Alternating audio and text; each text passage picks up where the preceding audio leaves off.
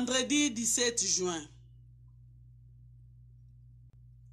Vous avez été rachetés de votre vaine conduite par le sang précieux de Christ, comme d'un agneau sans défaut et sans tache, préconnu dès avant la fondation du monde, mais manifesté pour vous qui par lui croyez en Dieu.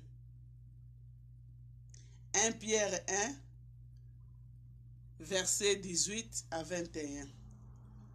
Nuit de Pâques 2. Entrons par la pensée dans quelques maisons à cette nuit de Pâques. Là, sur le linteau de la porte, pas de traces de sang.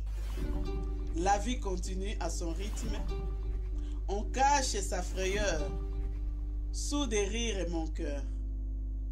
On raisonne pour se persuader qu'il n'y a ni Dieu ni jugement. L'ange frappera, car ce que Dieu dit, il l'accomplit. On se trouvera à l'aube dans le deuil et peine. On se trouvera à l'aube dans le deuil et la peine. Ça sera trop tard. Ici, le linteau a été aspergé de sang. La famille paisible se nourrit de la chair de l'agneau immolé et n'a point de crainte. Elle a cru à la parole de Dieu.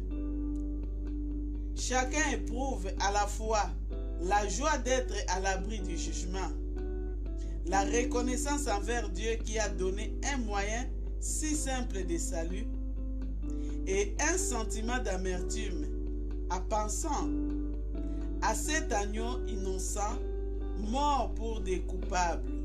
C'est ce que évoquent les œuvres amères.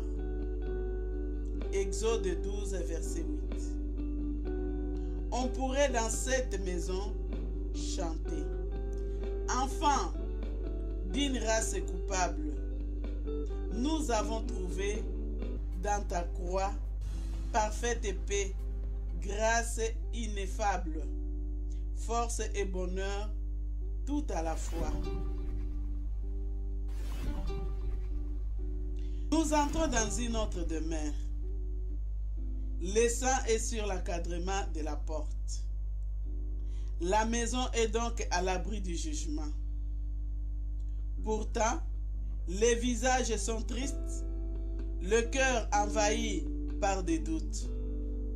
On raisonne, et c'est bien ainsi qu'il fallait faire. N'a-t-on rien oublié?